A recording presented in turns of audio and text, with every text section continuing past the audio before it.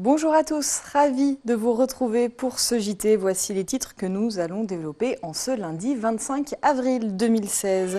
Une réglementation plus stricte pour jouer dans la rue. Cette décision de la mairie d'Annecy ne fait pas l'unanimité. Les artistes de rue étaient mobilisés samedi pour une manifestation silencieuse. Nous ferons le point. 20 ans que les équipes d'Ubisoft travaillent à créer des univers tous plus fantastiques les uns que les autres. L'entreprise est installée à Annecy depuis 1996. Nous vous emmènerons dans les coulisses de la société ce soir. Match nul, le TG a sauvé les meubles vendredi soir face au Havre, un résultat qui leur permet de retrouver un peu d'espoir, même si les Roses restent relégables.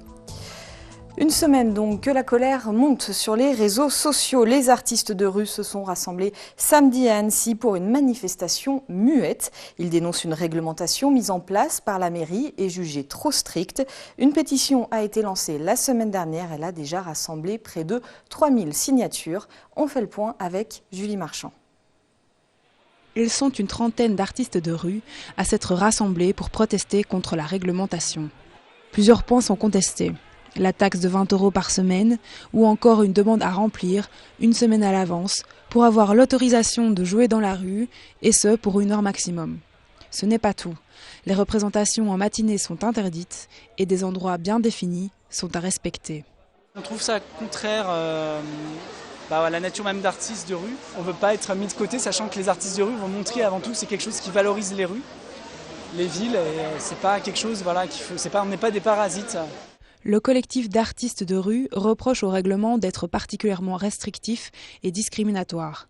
Par exemple, les personnes ne maîtrisant pas le français devront être accompagnées d'un traducteur pour remplir leur dossier à la mairie. Il y a beaucoup de personnes étrangères en fait, qui viennent jouer à Annecy. Et c'est une forte contrainte pour la personne, puisque il faudra qu'elle vienne avec une personne qui soit d'ici, qui l'accompagne à la mairie, alors qu'il serait peut-être plus simple de mettre à disposition ce document qui est assez court, directement traduit dans plusieurs langues. Une restriction supplémentaire, si on retourne la page, il est demandé aux artistes de préciser leur formation, leur diplôme et leur expérience. Les artistes comprennent que la mairie veuille maintenir un certain niveau de compétences artistiques dans ces rues, mais trouvent que la solution est inappropriée. Pour beaucoup d'entre eux, plus qu'un bout de trottoir, la rue est une scène à part entière. Le souhait de la mairie est de maîtriser l'offre artistique de la ville d'Annecy, dont l'attractivité touristique est énorme, surtout en été.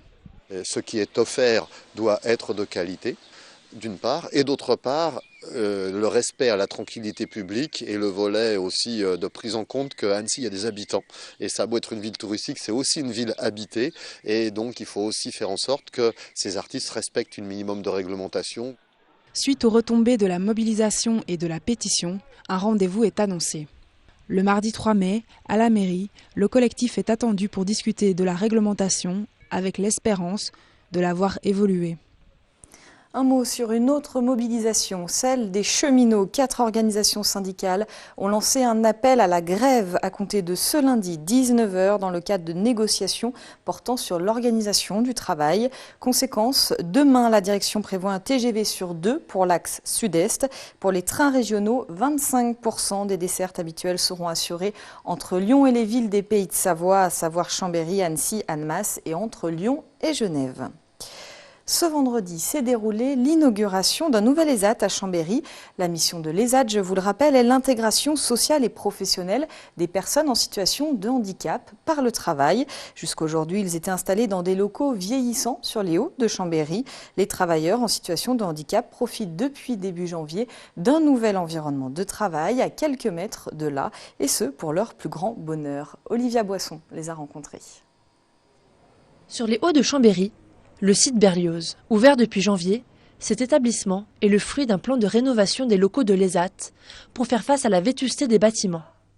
Le coût du projet, 900 000 €. C'est important pour tout le monde. Je pense que le regard qu'on peut porter quand on voit des personnes travailler dans des locaux bien professionnels, bien accueillants, il change. Et il change pour les personnes de l'extérieur, mais il change aussi pour les personnes qui travaillent. Et je pense que la valorisation et la reconnaissance, elle est importante. Le site Berlioz regroupe l'imprimerie de Savoie, mais aussi 4 ateliers de l'ESAT, tous en lien avec le papier. Le nouveau bâtiment accueille 60 personnes en situation de handicap. Je me sens beaucoup mieux au niveau du confort des conditions et puis du gain de place pour travailler ici. Je voudrais rester ici tout le temps, toute ma vie, pour travailler, jusqu'à l'âge de la retraite. Stéphane travaille au sein de ces 2000 m² de locaux depuis quelques mois.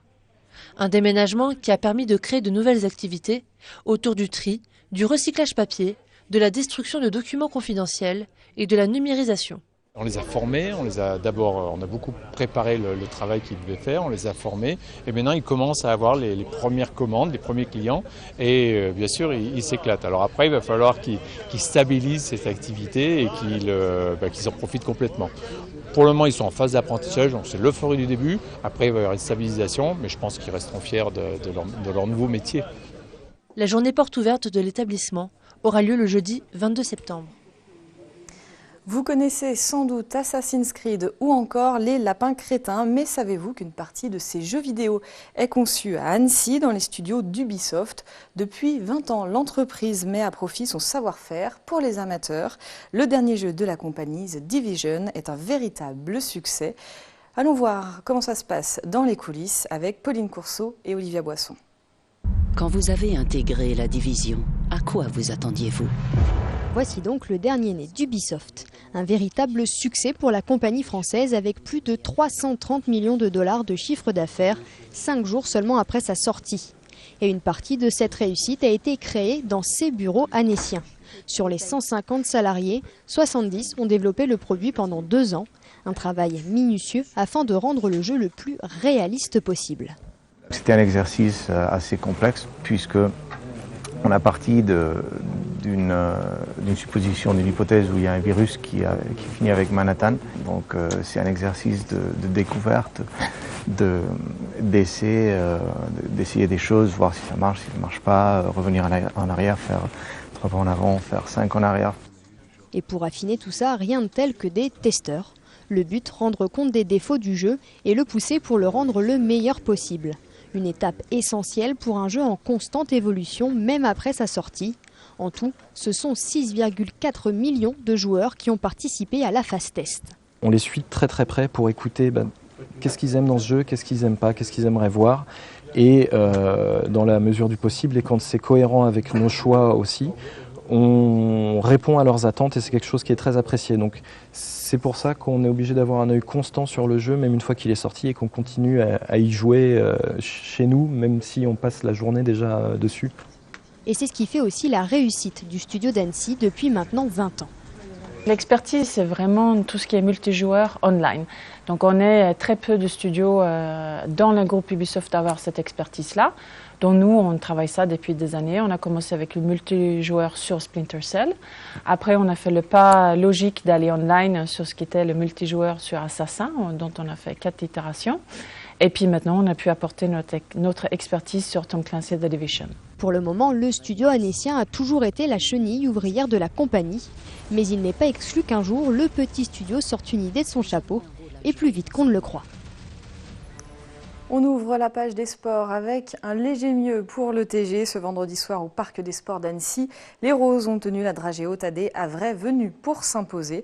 Résultat final, 1-1, un match nul qui ne fait pas les affaires de l'ETG, toujours relégable, mais qui donne un peu d'espoir. On regarde le résumé de la rencontre avec Sébastien Germain. L'entame des Roses est bonne cette fois-ci, qui plus est face à une équipe qui joue la montée.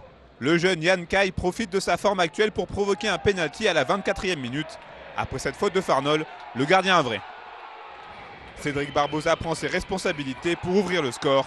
1-0, avantage mérité pour les Roses. Le Havre réagit à la 33e minute avec ce cafouillage devant les buts de Benjamin Leroy et cette barre transversale. Cette première période est jusqu'alors parfaitement maîtrisée par les Hauts-Savoyards. Mais 5 minutes avant la mi-temps, Fabien Santon est expulsé sévèrement pour un second carton jaune. C'est assurément le tournant de la rencontre. Score à la pause 1-0 pour le TGFC. En supériorité numérique, les Havrais vont logiquement dominer la seconde période.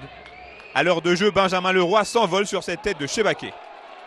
2 minutes plus tard, second pénalty de la rencontre, cette fois-ci en faveur du Havre, après une main d'Apidangoy.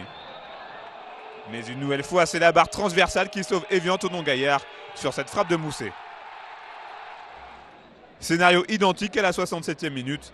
La déviation de ce même Mousset s'écrase sur le montant de Benjamin Leroy. La réussite a semble-t-il choisi son camp, mais les Normands ne sont pas résignés, bien au contraire, et leur abnégation va payer à 5 minutes de la fin du temps réglementaire. Jean-Pascal Fontaine lance à la limite du hors-jeu Lys Mousset qui égalise, un but partout.